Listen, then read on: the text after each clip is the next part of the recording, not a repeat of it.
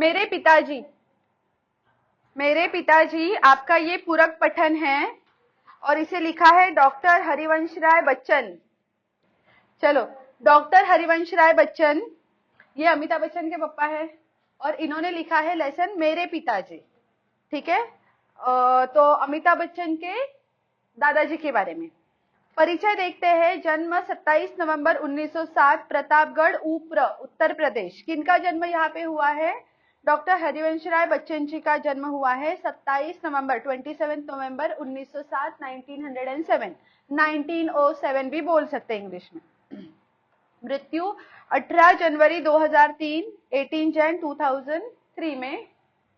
हरिवंश राय बच्चन जी हिंदी कविता के उत्तर छायावाद काल के प्रमुख कवियों में से एक है। देखो, तो हरिवंश राय बच्चन जी बहुत अच्छे पोएट रह चुके हैं। ये उत्तर छायावाद काल, अभी कैसे ना ये नया नया एरा आते जाता है लिटरेचर में, नया नया लैंग्वेज में या लिखा हुआ मिलेगा, वैसे एक छायावाद काल चला है जिसमें ये काफी प्रमुख कवियों में रहे हैं, मतलब डोमिनेंट रहे हैं, इंपॉर्टेंट रहे हैं। मधुशाला उनकी अत्यंत प्रसिद्ध रचना है जिसने लोकप्रियता के नए कीर्तिमान स्थापित किए।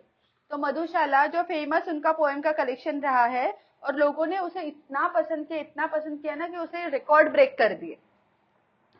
प्रमुख कृतियां देखो, मधुशाला, मधुकलश, निशा, निमंत्रण, एकांत संगीत, आकुल अंतर, खादी के फूल, हलाहल, धार के इधर उधर आदि।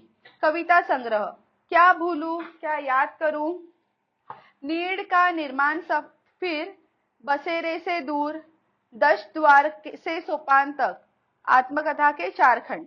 अभी हरिवंश राय बच्चन जी, डॉक्टर हरिवंश राय बच्चन जी का लिखा हुआ ये जो लिटरेचर है, ये जो कृतियां है, ये जो नॉवेल है, बुक्स है, पोएम का कलेक्शन है, आप खरीद के पढ़ सकते हैं।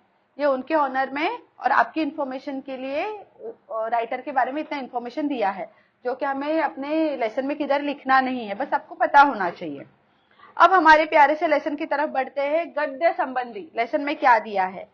ये गद्य जो है एक आत्मकथा है। आत्मकथा होता है ऑटोबायोग्राफी, जिसमें मैं अपने खुद के लाइफ में क्या हुआ है, सही क्या हुआ, गलत क्या हुआ, एक न्यूट्रल होके या नॉन बायस होके राइटर लिखता है। तो वैसे राइटर जी अपने लाइफ के बारे में लिख रहे हैं, उनके लाइफ के बारे में लिखे, उसी आत्मकथा कहा जाएगा। हिंदी साहित्य में गद्य की एक विधा है, मतलब गद्य जो लेसन लिखते हैं ना या नॉवेल्स, बुक्स, लिटरेचर लिखते हैं, उसकी एक विधा है, उसका एक टाइप है आत्मकथा। आत्मकथा में व्यक्ति स्वयं अपने जीवन की कथा स्मृतियों के आधार पर लिखता है। ठीक है, खुद के लाइफ में क्या हुआ है वो लिखेगा। आत्मकथा में पास्ट में हुआ लिखते।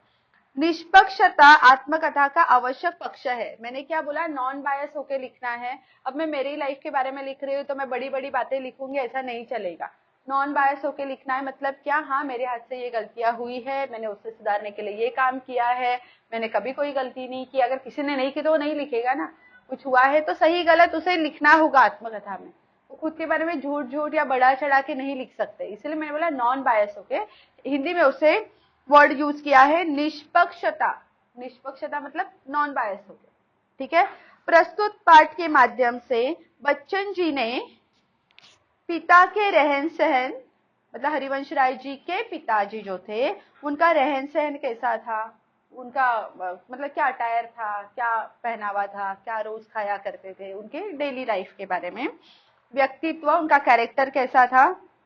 दृढ़ता, दृढ़ता मतलब यहाँ पे ना समवेयर स्टबननेस से कनेक्ट कर सकते हैं कि स्टबन मतलब कितने जिद्दी होते हैं लोग, सही सही मैनर में लेना, सही तरीके से। ठीक है, स्वाभिमान, वो एक सेल्फ रिस्पेक्ट होता है। और कर्तव्य निष्ठा, जो ड्यूटी होती है या रिस्पॉन्सिबिलिटी होती है ना टुवर्ड ड्यूटीज, आदि गुणों के साथ साथ देश काल परिस्थिति एवं स्वयं में आए संस्कारों एवं परिवर्तनों को प्रभावी ढंग से चित्रित किया है। तो ये सारे क्वालिटीज के बारे में हमें ये पाठ में सीखने मिलेगा। उसके साथ साथ अब राइटर तो उनके बेटे रह चुके हैं, तो इनमें भी कई सारे गुण आए अपने पिताजी से, इनमें भी कई सारे गुण आए। वो गुणों के बारे में, वो संस्कारों के बारे में बहुत प्रभावी ढंग से, मतलब बहुत इंप्रेसिव तरीके से आपको अट्रैक्ट करेगा, इस तरीके से ये राइटर ने लिखा है। देखो ये बहुत फ्लो होता है जब राइटर लिखता है ना, आप पढ़ते पढ़ते उसमें मिक्स होते जाएंगे, ब्लेंड जेल अप होते जाएंगे। वैसे ये राइटर की कला है, देखो हम कुछ लिखेंगे तो शायद कोई इतना ना पढ़े, ठीक है, लेकिन ये राइटर, इसीलिए वो ये कोई फील्ड में बहुत माहिर होते हैं। अब इन्होंने जो लिखा है वो इतना प्रभावी तरीके से कि वो अपने पिताजी के बारे में बता रहे हैं और आप भी और ज्यादा समझ पाएंगे। चलो अब लेसन स्टार्ट करते हैं। पॉइनियर प्रेस में प्रताप की समय की पाबंदी। पॉइनियर प्रेस एक ये प्रिंटिंग प्रेस की बात हुई है। पॉइनियर प्रेस में प्रताप की समय की पाबंदी, शुद्ध स्वच्छ लिखावट, मतलब समय की पाबंदी मतलब क्या, टाइम रेस्ट्रिक्शन था, टाइम लिमिटेशन था, ठीक है, ये टाइम आपको इन होना है। देखो कहीं पे हम काम करते हैं ना तो अपनी मन मर्जी नहीं चलती है, ठीक है, हम कभी भी जा रहे हैं, इवन आप स्कूल में भी जाते रहेंगे, ट्यूशन में भी है, आपको एक टाइम फॉलो करना पड़ता है। तो ये जहाँ पे प्रिंटिंग प्रेस की बात हो रही है ना, वहां पे टाइम बहुत स्ट्रिक्टली फॉलो किया जा रहा था। कौन कर रहे हैं हम आगे देखते हैं। शुद्ध स्वच्छ लिखावट, जो काम था वो लिखने का था, तो आप अपनी हैंडराइटिंग को देख के बिल्कुल शुद्ध या स्वच्छ नहीं बोल सकते ना, है ना, तो वैसे हो गया। शुद्ध स्वच्छ मतलब बहुत क्लियर लिखा है, उस साफ लिखा हुआ है कि हम पढ़ भी पा रहे हैं, ठीक है। सही साफ हिसाब किताब रखने की आदत, तो समय की पाबंदी, ऐसा एक पर्सन है, एक जेंटलमैन है जो प्रॉपर टाइम पे आ रहे हैं और एक्स्ट्रा रुक के काम कर रहे हैं, प्लस उनका लिखावट काफी साफ है, समझ में आ रही है, सही से लिख रहे हैं, प्लस हिसाब किताब भी बहुत सही से रखा हुआ है, उनकी आदत है। विनम्र निश्चल व्यवहार, विनम्र मतलब बड़े पोलाइट है, और निश्चल व्यवहार मतलब जिसमें जिसमें बहुत एक जेंटलनेस दिखाई देता है। व्यवहार ने बहुत जल्दी उनको विशिष्टता दे दी। उनको उनको मतलब राइटर अपने डैड के बारे में बोल रहे, जब वो काम कर रहे थे तो वहां पे वो बड़े टाइम पंक्चुअल थे, अच्छे से टाइम फॉलो करते थे, उनकी लिखावट साफ थी, उनका हिसाब किताब सही से वो रखते थे, उसके अलावा उनका व्यवहार भी बहुत सही था, दूसरों के प्रति वो अच्छे से बर्ताव करते थे। तो इसकी वजह से इनके पिताजी को जहाँ पे काम कर रहे थे वो प्रेस में बड़ी विशिष्टता मिली, मतलब लोग बड़ी इज्जत करने लगे उनकी। अपना काम खत्म करवे सहयोगी क्लार्कों का पिछड़ा काम भी अपनी मेज पर रख लेते और दफ्तर बंद हो जाने के घंटों बाद रात देर तक काम में जुटे रहते। कितने अच्छे इंसान हैं ये, अपना काम तो खुद टाइम पे खत्म करते थे, लेकिन अपने जो कलीग्स हैं वो कलीग्स का बचा हुआ काम भी अपने मेज पे मतलब अपने टेबल पे ले लेते थे कि दे मैं कर लेता हूँ करके। अच्छे थे। अच्छे लोगों के साथ में यही होता है, देने वालों को तो समझ में आना चाहिए, ये बड़ा अच्छा ये मांग लेगा कि चल दे मैं करता हूँ करके, लेकिन हमें भी तो समझ में आना चाहिए। तो दूसरों का काम ले लेके अपने टेबल पे रखते थे, दफ्तर बंद हो जाता था, ऑफिस बंद होने का टाइम आता था, वो लोग चले जाते थे कि अरे हाँ ये कर लेगा करके, ठीक है, और ये रात में देर तक बैठ के दूसरों का काम भी पूरा करते हैं। इस प्रकार वे अधिकारियों और सहकर्मियों, अधिकारी मतलब उनके जो मैनेजर लेवल होता है ना, एक हायर लेवल, और सहकर्मी मतलब कलीग्स, उनके साथ काम करने वाले साथी लोग, दोनों के प्रिय बन गए। वे किनकी बात हो रही है, अपने राइटर के पिताजी की बात हो रही है, राइटर के डैड की बात हो रही है कि वो काम में कैसे लोगों के फेवरेट हुए, ठीक है। घर से दफ्तर 4 मील होगा, कुछ कम भी हो सकता है। फासले के मामले में मेरा अनुमान हमेशा गलत होता है, ज्यादा की तरफ। तो ये राइटर बताना चाहते हैं कि इनका घर जो था ना, वहां से दफ्तर ऑफिस 4 मील की दूरी पे था, ठीक है। राइटर खुद बता नहीं सकता है कि उनका अनुमान हमेशा गलत जाता है, वो ज्यादा बता देते, ज्यादा की तरफ। वे पैदल ही आते जाते, शायद पैसे बचाने की गरज से। साइकिल न उन्होंने खरीदी न उसकी सवारी की। तो पहले ऑफिस के बारे में बताया, इनके डैड के साथ में कैसा व्यवहार था इनका, डैड का दूसरों के प्रति और दूसरे इनके पिताजी के प्रति, इतना हो गया। अब घर से लेके ऑफिस तक का, घर से लेके दफ्तर तक की जो दूरी थी वो कितना दिया है, 4 मील तो होगा। राइटर को एस्टिमेशन है, कम ज्यादा हो सकता है, तो बोले मेरा अंदाजा ज्यादा की तरफ है, शायद मैं ज्यादा भी बता रहा हूँ। अब इतनी जो दूरी है वो उनके पिताजी चल के जाते थे, पैसे की गरज थी, है ना, पैसा वो टाइम में भी होता है ना, हॉर्स कार्ट रहेगा, टांगा, उसमें बैठ के जा सकते थे, लेकिन उन्होंने पैसा खर्चा नहीं किया। साइकिल ना उन्होंने कभी चलाई, ठीक है, ना कभी खरीदी, खुद की ना खरीदी, कभी दूसरे की लेके चलाई। आप समझ रहे हैं ना, मेरे साथ है ना, ठीक है। दफ्तर के लिए उन्होंने एक तरह की पोशाक अपनाई, पोशाक आप यहाँ पे बोल सकते हैं यूनिफॉर्म, ठीक है। कि अगर वो दफ्तर जा रहे, ऑफिस जा रहे, तो उनका एक अटायर होता था कि इसी तरह से वो अपने कपड़े पहनते थे। और जितने दिन दफ्तर गए उसी में गए। कैसे कपड़े पहनते थे?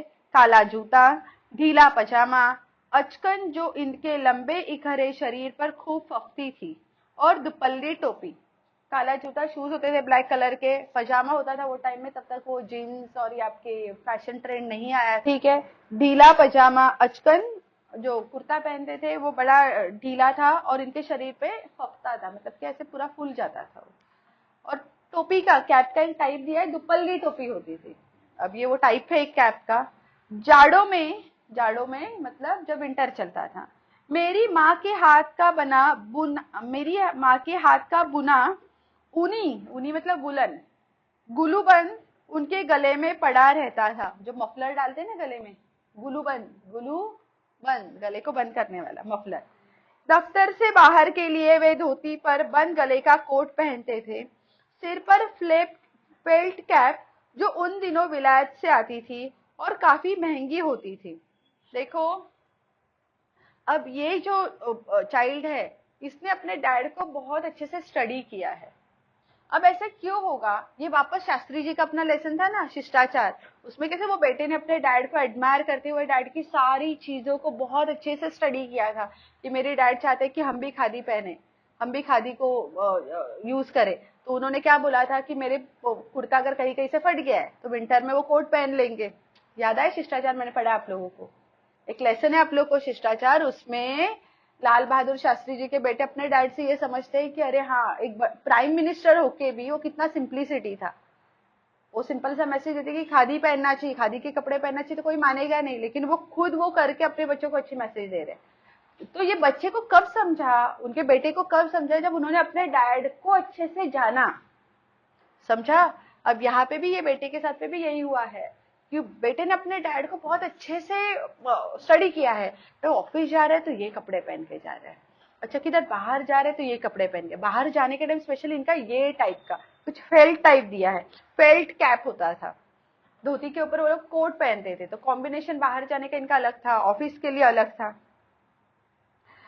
ठीक है। पिताजी बाहर निकलते तो छाता उनके हाथ में जरूर होता, अम्ब्रेला होता ही था। अब देखो, अम्ब्रेला कई रीजन से यूज होता है, समर में काम आता है, रेनी सीजन में काम आता है, और अगर स्ट्रीट डॉग आपके पीछे पड़ जाए तो आप खुद को बचाने के लिए भी काम आ सकता है। तो वो उनका एक स्टाइल था, वो अपने साथ में अम्ब्रेला रखते थे। मौसम साफ हो और रात हो तो वे छड़ी लेकर निकलते थे। अब रात के टाइम क्या करेंगे, तो वो समटाइम छड़ी, उनका जो स्टिक था वो कैरी करते थे, पर पतली नहीं, अच्छी मोटी मजबूत। अब वो छड़ी इसके लिए था, वो खुद के प्रोटेक्शन के लिए यूज कर रहे थे, आगे आपको लेसन में पता चलेगा। लंबी लाठी मेरे घर में नहीं थी, पर लाठी चलाने की तालीम पिताजी ने कभी जरूर ली होगी। अब इनके घर में इतनी मोटी जो स्टिक है, बच्चा हमें उसे चलाने भी तो आना चाहिए। पता चला कोई मारने आ रहा है, हम उसको उठा के लेके पीछे गिर गए, है ना, वो चलाने भी आना चाहिए। तो बोलता है कि राइटर बोल रहे हैं कि हमारे घर में तो ऐसी कोई लंबी काठी नहीं थी, लाठी नहीं थी, लेकिन वो चलाना कैसा है, मेरे पिताजी ने इसकी जरूर तालीम मतलब ट्रेनिंग लिया होगा, ठीक है, ली होगी, ये भी गेस करे, होगी, शायद उन्होंने लिया होगा ये ट्रेनिंग। मुझे एक बार की याद है शहर में, अब वो एक इंसिडेंट आपके साथ शेयर कर रहे हैं, ठीक है। शहर में किसी कारण हिंदू मुस्लिम दंगा हो गया था, दंगा रायोट्स, जिसमें कोई कारण से सिटीजन आपस में ही एक दूसरे को मारने के पीछे लग जाते हैं। तो ये अपनी एक मेमोरी बता रहे हैं। पिताजी ने धोती ऊपर कर ली। अब धोती नॉर्मली ऐसे आपके एंकल लेंथ तक होता है, लेकिन अगर आप उसको और टाइट कर लेंगे तो आपके नीज तक आ जाएगा, तो उससे क्या होगा ना, आपका मूवमेंट फास्ट हो जाएगा। नॉर्मली वो थोड़ा ऐसे लूज रहेगा तो आप स्लोली चल पाएंगे, लेकिन उन्होंने क्या किया, वो धोती ऐसे कस ली कि वो टाइट हो गया और ये आराम से आगे बढ़ गए।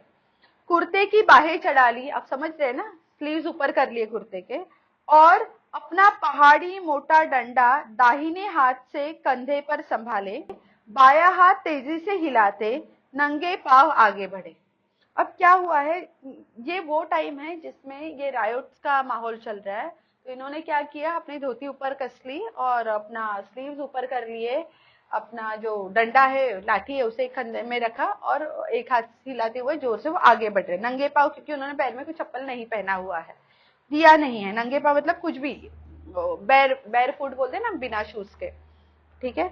उन्होंने उनके पास जाकर, उन्होंने मतलब पिताजी ने उनके मतलब ना वहां पे रोड पे ना ग्रुप होता है कुछ लोगों का, उनके पास जाकर कहा, मैं लड़ने नहीं आया हूं, लड़ने को आता तो अपने साथ औरों को भी लाता, डंडा केवल आत्मरक्षा के लिए साथ है, कोई अकेला मुझे चुनौती देगा तो मैं पीछे नहीं हटूंगा, मर्द की लड़ाई बराबर की लड़ाई है, चार ने मिलकर एक को पीट दिया तो क्या बहादुरी दिखाई, अकेले सिरफिरे की बात समझी जा सकती है, चार आदमी मिले तो उन्हें कुछ समझदारी की बात करनी चाहिए, इस तरह लड़ाई तो बेसमझी की लड़ाई है, कहीं किसी ने किसी को मारा, आपने दूसरी जगह किसी दूसरे को मार दिया, धर्म का नाता है तो पास पड़ोस इंसानियत का नाता भी है, इंसान मेल से रहने को बना है, हम इंसान जो सोशल एनिमल है, हम अकेले नहीं रह सकते जंगलों में, लड़ाई कितने दिन चलेगी, 2 दिन, 4 दिन, 5वें दिन फिर सुलह से रहना होगा, 2, 4, 10, 12, 100, 50 हिंदू मुसलमानों को के कट मरने से न हिंदुत्व समाप्त होगा न इस्लाम खत्म होगा, साथ रहना है तो खूबी इसी में है कि मेल से रहे, एक दूसरे से टकराने की जरूरत नहीं है, दुनिया बहुत बड़ी है। पिताजी की बातों का असर हुआ, उस दंगे में फिर कोई वारदात नहीं हुई, आगे भी कई बार शहर में हिंदू मुस्लिम दंगे हुए, हमारे मोहल्ले में शांति बनी रही। अब क्या हुआ है, देखो इसके लिए ना बहुत ब्रेवरी चाहिए कि ऐसे ग्रुप ऑफ पीपल, अब वो कौन से कास्ट के ग्रुप से बात किए उन्होंने यहाँ पे नहीं दिया है, बट कुछ ऐसे एक्टिव पार्टिसिपेंट्स थे जिनकी वजह से ये जो झगड़े थे वो चल रहे थे।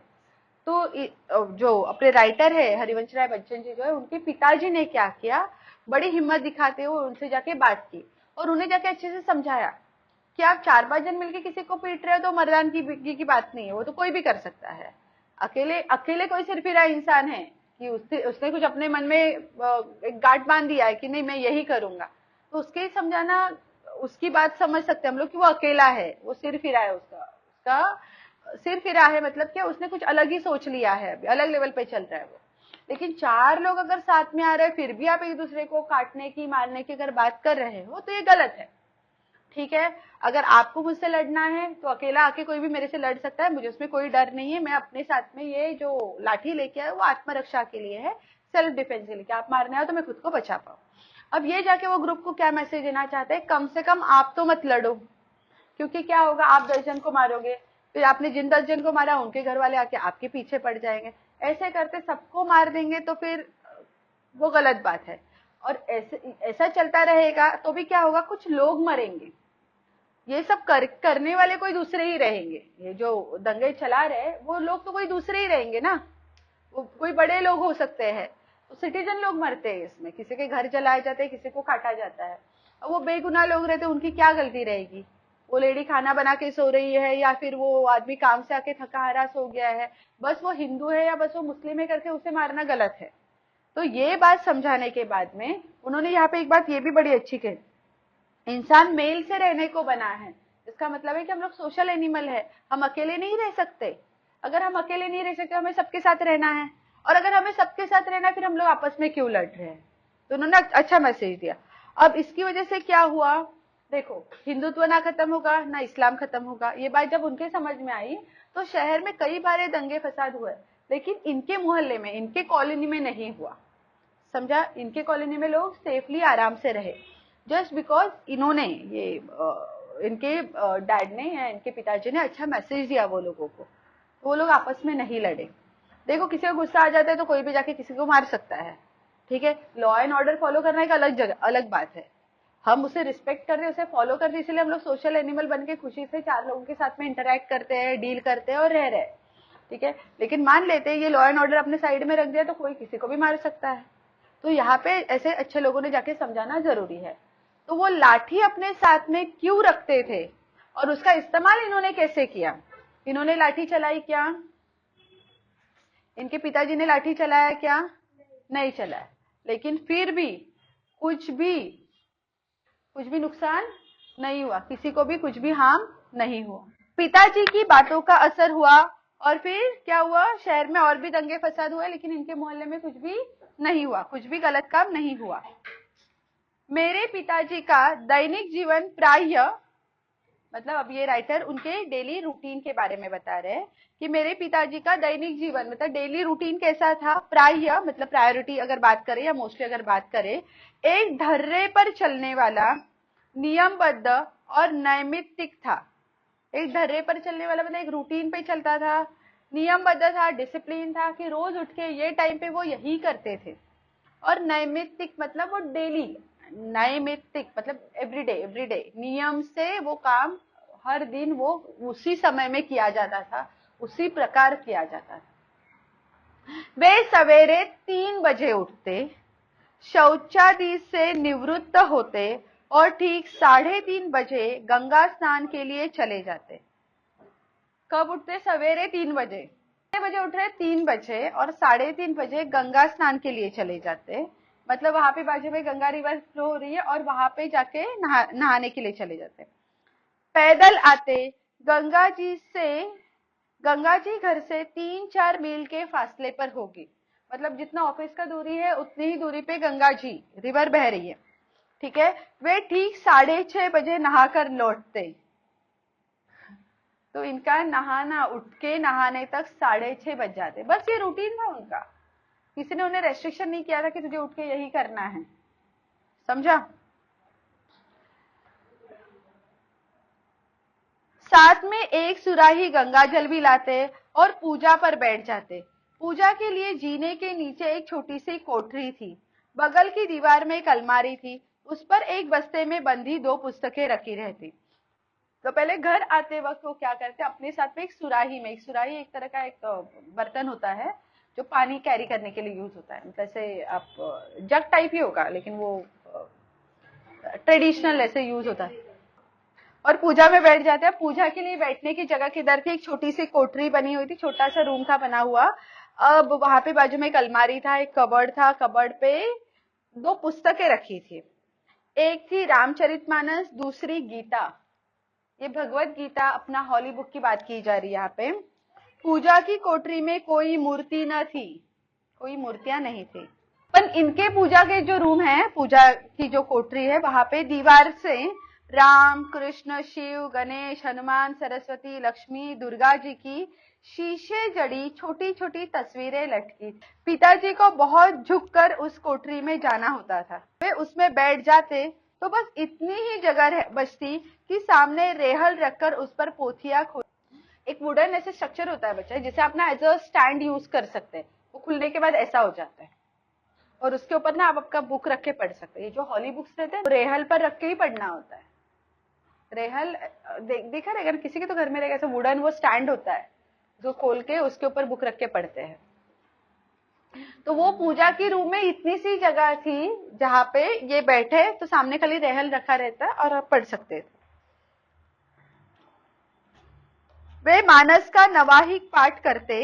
अब ये नवाहिक पाठ क्या होता है? मानस मतलब रामचरितमानस जो बुक है, यानी नवाहिक पाठ मतलब क्या है देखो, यानी प्रतिदिन इतना कि 9 दिन में पूरी रामायण समाप्त हो जाए।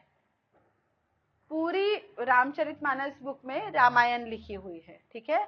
अब वो कुछ इस तरह से पढ़ते उसे कि वो 9 दिनों के अंदर पूरी बुक खत्म होनी चाहिए, पूरी रामायण समाप्त हो जाए।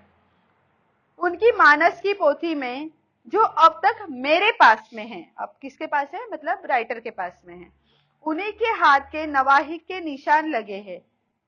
समझा? अब निशान बनाते हैं कि मेरा आज इतना पढ़ के हुआ है, कल इतना हुआ है, वैसे।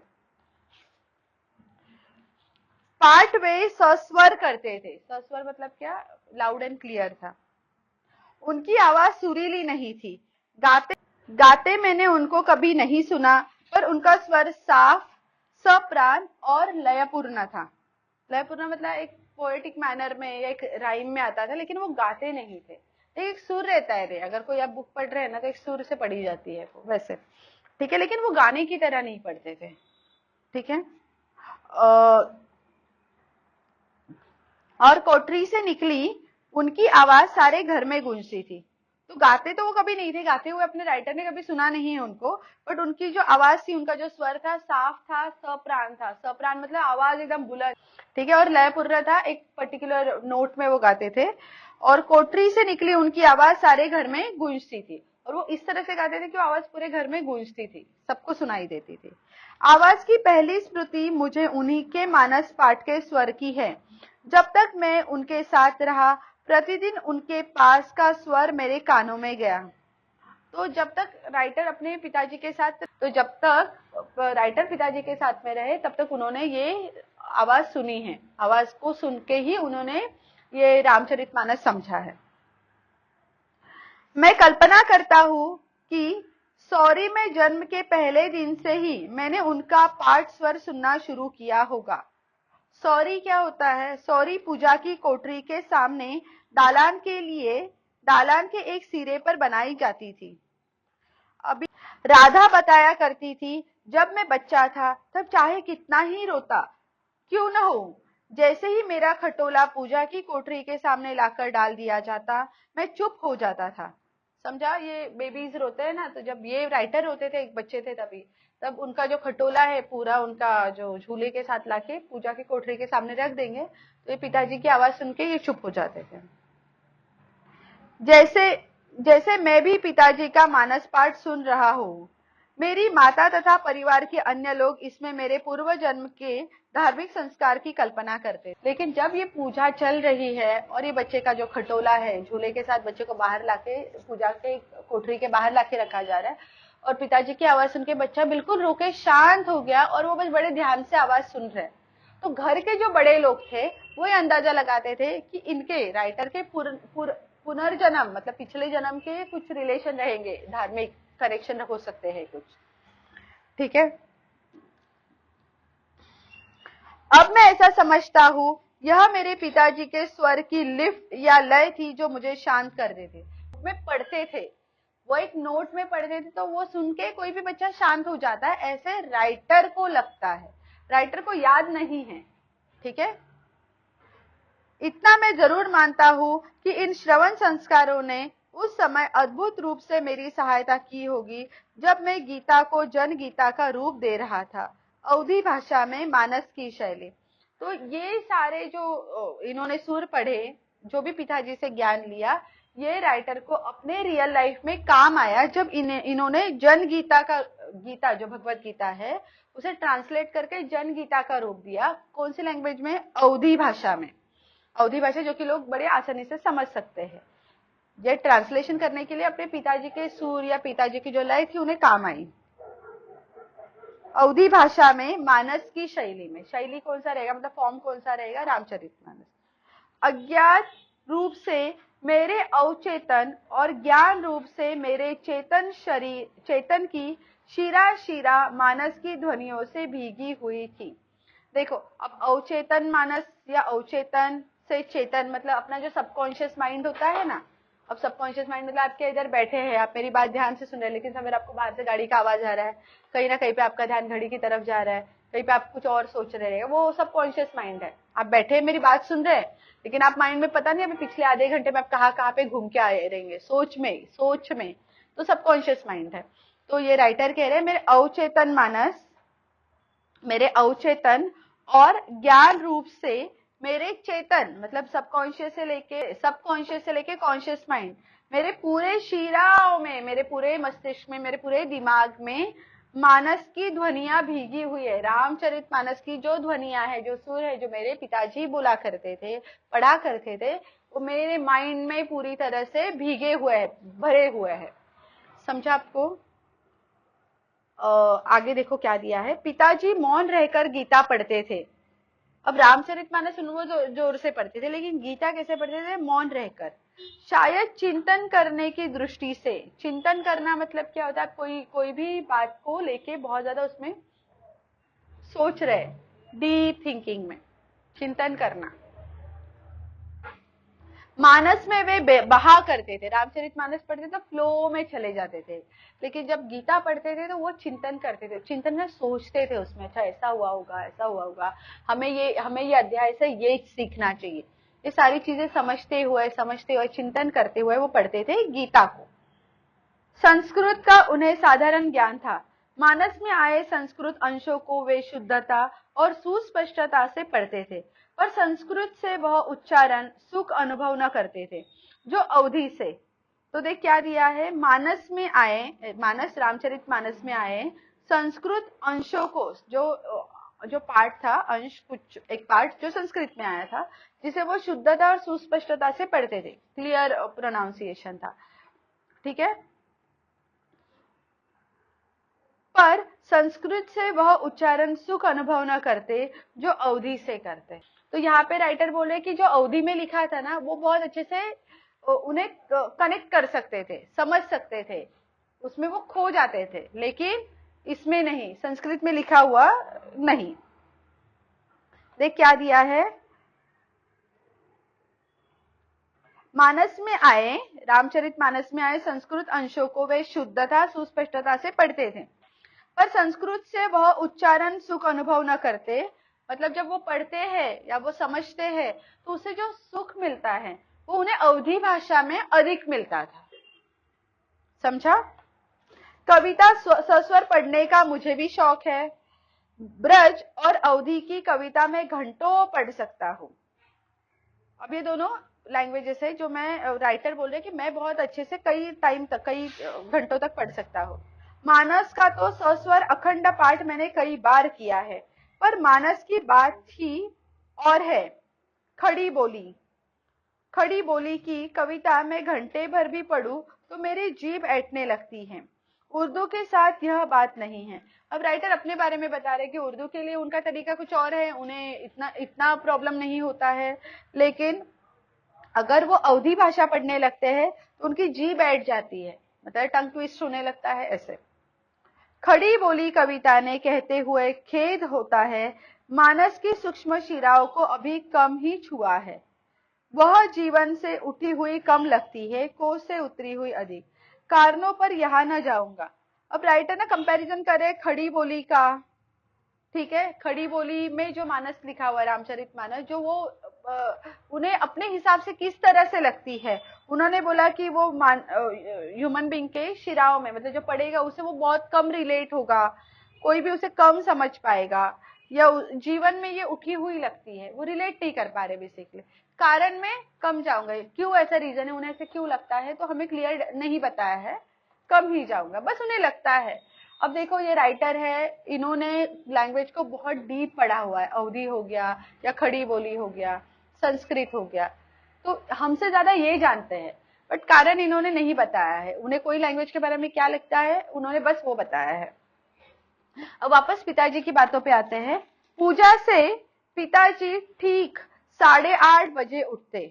उस समय तक मेरी माताजी भोजन तैयार कर देती।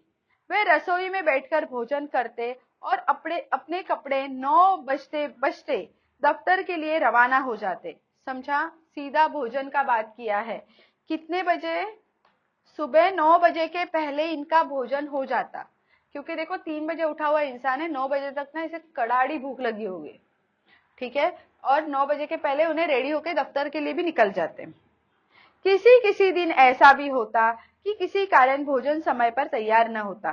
पिताजी को बहुत गुस्सा आता, माँ कांपने लगती, पर गुस्सा निकालने का समय भी उनके पास न होता, है ना। बहुत गुस्सा आ रहा है तो क्या करेंगे, चिल्लाएंगे, डांटेंगे, और माँ डर जाती थी ये बात से। लेकिन उनके पास, वो बड़े पंक्चुअल थे ना, वो क्या करते, घर में टाइम वेस्ट नहीं करते चिल्लाने से, वो चले जाते। देखो ये वो वाला टाइम है जिसमें ऑफिस में कैंटीन फैसिलिटी नहीं था, स्विगी नहीं था, जोमेटो नहीं था, ऑर्डर भी कैसे करते, ठीक है। वे जल्दी जल्दी कपड़े पहनते और बगैर खाए दफ्तर के लिए चल पड़ते। अपनी 35 वर्ष की नौकरी में वे कहा करते थे, एक दिन वे दफ्तर देर से नहीं पहुंचे। 35 ईयर्स उन्होंने जो काम किया है, सर्विस किया है, या जो जॉब किया है प्रेस में, वो बोलते कि एक भी दिन 35 ईयर्स में वो लेट नहीं पहुंचे हैं। तो फिर अगर टिफिन नहीं मिला तो क्या करते, है ना, पहले तो खाना होगा उन्हें 9 बजे के पहले, क्योंकि भूख लगी रहेगी, और तो बिना खाए जाते और बिना टिफिन लिए भी जाते, बिना डिब्बा लेके जाते। मेरी माताजी जल्दी जल्दी पूड़ियां बनाती और एक डिब्बे में खाना रखकर मोहल्ले के किसी आदमी से दफ्तर भिजवाती। और जब तक आदमी मेरे पिताजी को खाना खिलाकर वापस न आ जाता, वे भोजन न करती। कोई कारण से नहीं उठ पाए, क्योंकि 35 इयर्स में हो सकता है वो टाइम पे गए, लेकिन टाइम पे टिफिन बना होगा या टाइम पे उनके लिए भोजन तैयार होगा, ऐसा तो जरूरी नहीं है। तो कभी लेट हुआ तो क्या करेंगे, बिना खाए जाते थे, लेकिन वो जरूर जाते थे। डेडिकेशन देखो। तो अभी मम्मी क्या करेगी पीछे, तो फटाफट वो पूरियां बना के किसी के हाथों भेजती। अब हाथों भेज के जब तक उन्होंने नहीं खाया, वो पत्नी कैसे खाना खाए। जब कोई जाने वाला न मिलता तो उनका दिन भर का उपवास होता। घर की 3 बूढ़िया, राधा, मेरी दादी और महारानी की बातें सुनने को ऊपर से मिलती। तो भूखा तो रहना है। अभी क्या हुआ ना, इन लोग भूखे रहेंगे तो ये 3 बूढ़ी औरतें भी नहीं खा पाएगी। मेरी माँ न खाती तो वे कैसे खाती, पर अपनी भूख का गुस्सा वे दिन भर माँ पर उतारती रहती। तो देखो कनेक्शन ऐसा था, पिताजी नहीं खाते तो माताजी नहीं खाती, और माताजी नहीं खाती तो घर की 3 बूढ़ियां नहीं खाती। अब भूख तो सभी को जम के लगी है, तो इसका गुस्सा निकालने के लिए सिर्फ इनकी जो राइटर की माताजी थी वो 3 बूढ़ियों के पास ये थी, और पिताजी गुस्सा निकालने के लिए तो उधर काम में लगे हुए थे, है ना। पिताजी के दफ्तर लौटने का कोई समय नहीं था, ठीक कोई समय नहीं था। क्यों? क्योंकि अपने सहकर्मियों का काम लेते थे अपने मेज पर और रात को लेट तक करते बैठते थे। नौकरी के प्रारंभिक वर्षों में वे प्रायः देर से लौटते थे, 8-9 बजे, इससे भी अधिक देरी से, और खाना खाकर सो जाते थे। बाद में जब वो जल्दी आने को लगे तो खाना खाने से पहले कुछ देर पढ़ते, कभी खाना खाने के बाद भी पढ़ते नॉलेज गेन कर रहे, पढ़ रहे। तो न्यूज़पेपर पढ़ सकते हैं, कोई बुक्स पढ़ सकते हैं, या उनकी जो हॉली बुक्स है वो पढ़ सकते हैं, और कभी तो घूमने निकल जाते। सुबह गंगा स्नान में आने जाने के 8 मील, दिन को दफ्तर जाने आने के 8 मील, यानी कुल 16 मील चल लेने के बाद भी उनकी चलास मतलब चलने की जो इच्छा है वो तृप्त नहीं होती थी, और रात को भी 2-3 मील घूम आने को वे तैयार रहते थे।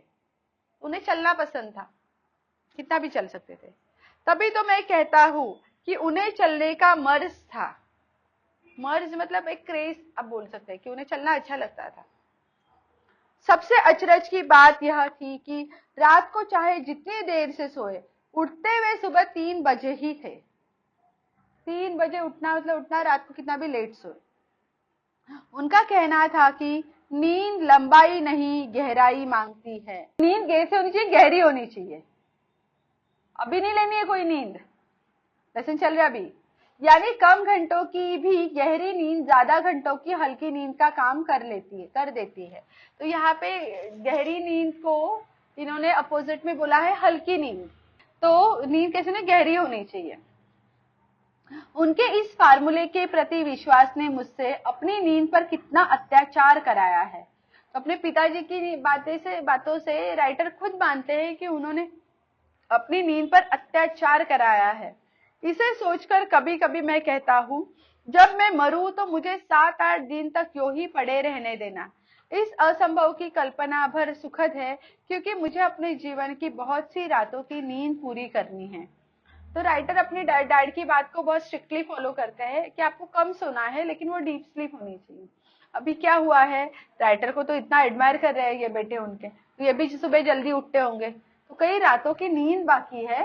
तो जब मैं मरूं, मैं नहीं, राइटर बोल रहे हैं, जब वो मरेंगे तो उनकी बॉडी को ऐसे ही रहने दो 7-8 दिन, ताकि उनकी नींद पूरी हो जाए।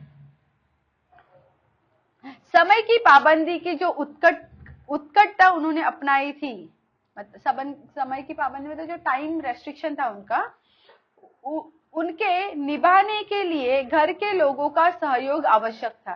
तो 3 बजे उठ के कोई जा रहा है नहाने के लिए, 6:30 बजे आ रहा है, फिर पूजा हो रही है उनकी, फिर 8:30 बजे, क्या अंदाजा लगा लो, 9 बजे तक उन्हें निकलना है।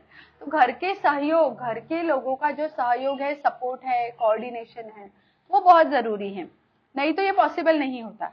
उन्हें सेंस ऑफ टाइम, वक्त का अंदाज देने के लिए पिताजी ने अपनी नौकरी के पहले वर्ष में एक आराम घड़ी खरीदी, और लाकर दालान की तिकोनियों पर रख दी।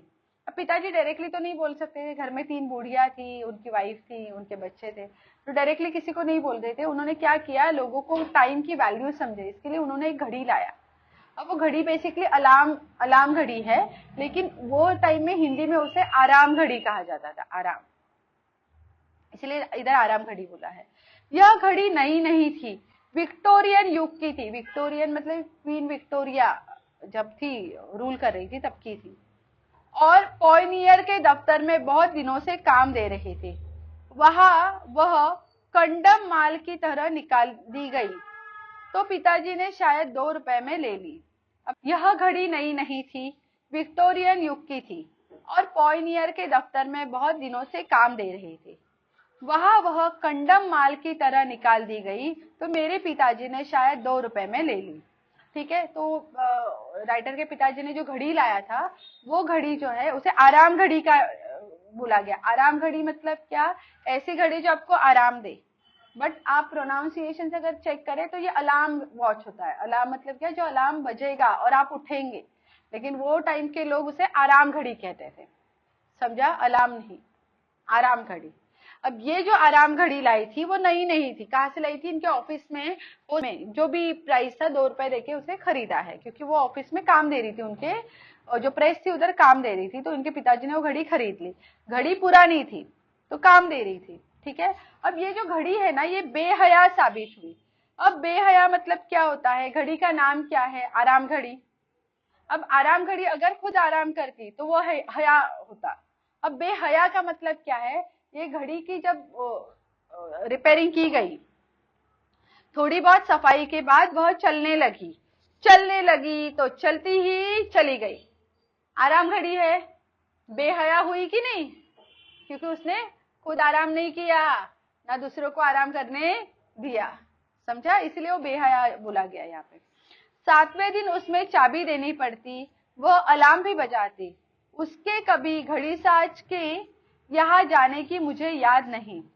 ठीक है, घड़ी साज मतलब जो रिपेयरिंग करते हैं, उधर जाने की जरूरत नहीं पड़ी, साफ सफाई करके वो चल पड़ी। तिकोनिया और खाली, इसकी कोई तस्वीर मेरे दिमाग में नहीं। मेरे पिताजी के जीवन पर्यंत वह चलती रही। उनकी मृत्यु को लगभग 30 वर्ष होने आए हैं। पिताजी के मृत्यु को लगभग 30 वर्ष होने आए हैं, अब भी वह चल रही है। मेरे पास नहीं है। मेरी बड़ी बहन के लड़के रामचंद्र फुटबॉल के अखिल भारतीय प्रसिद्धि के खिलाड़ी उसे अपने नाना की एक निशानी के रूप में ले गए थे।